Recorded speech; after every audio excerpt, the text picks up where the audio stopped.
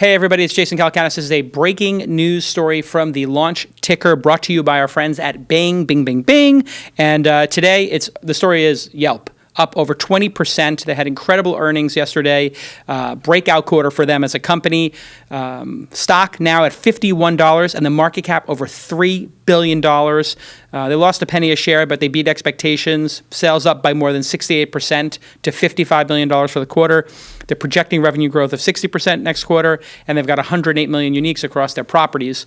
But mobile is the story here. Mobile is an entirely new category, and Wall Street is figuring it out, and startups are figuring it out.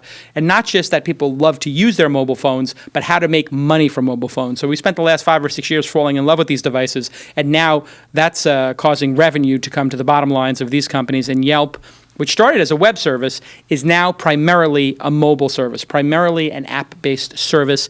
If you take a look here in the second quarter, 59% of Yelp searches came from mobile, and the impressions, 40% of the impressions are coming from inside the apps, the advertising impressions. 17 million people called businesses, and 23 million clicked for directions. This is an extraordinary amount of traffic, and this is traffic that is very close to the actual transaction. And that's a key part of this trend, and it's going to be a major uplift, I predict, in the stock, because advertising that exists closer to the transaction is more valuable. So on your desktop, yeah, perhaps you're booking a restaurant when you do searches on Yelp, but in all likelihood, you're going to be in your car, you're going to be on a subway, you're going to be walking down the street, and you're going to make your reservation, or you're going to make your phone call, or you're going to make your selection for a restaurant right there on your mobile phone.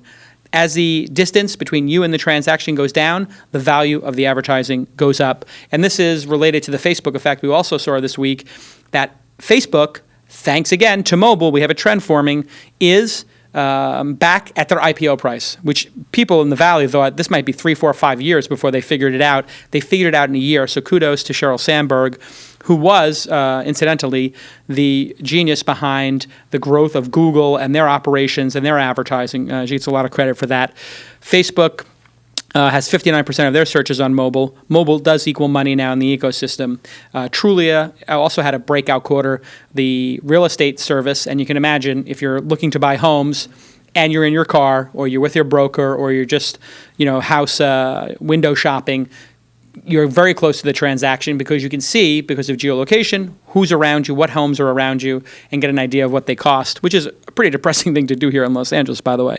40% of Yelp's advertising, as we said before, is mobile, and the searches are more than that. So one would figure this is going to be a mobile company. We're going to refer to these companies as mobile companies, and that's going to include Facebook.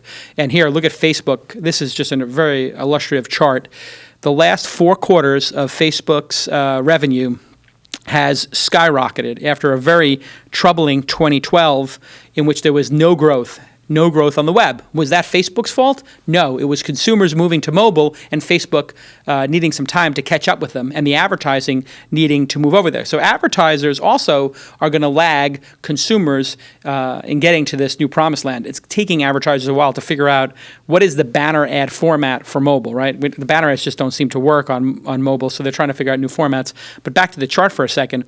My goodness, in the second quarter, you can see the web is down from this third quarter and the fourth quarter of last year, but the mobile is absolutely huge. So where is Yelp going? Yelp recently bought a company called Quip, which is a competitor to OpenTable. Many of you have used OpenTable. In fact, the primary case for using OpenTable for me is opening up Yelp, selecting my restaurant there thanks to the awesome review system, and looking for Yelp elite reviewers, and then clicking over to OpenTable, which is integrated into Yelp. Now, OpenTable and Yelp will be going head-to-head to get that reservation and to own the relationship with the restaurant.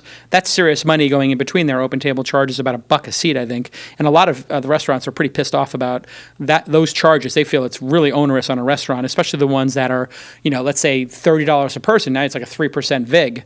Not very sustainable. That's why most of the OpenTable restaurants are the ones that would be $60, $70 a person for dinner or something like that.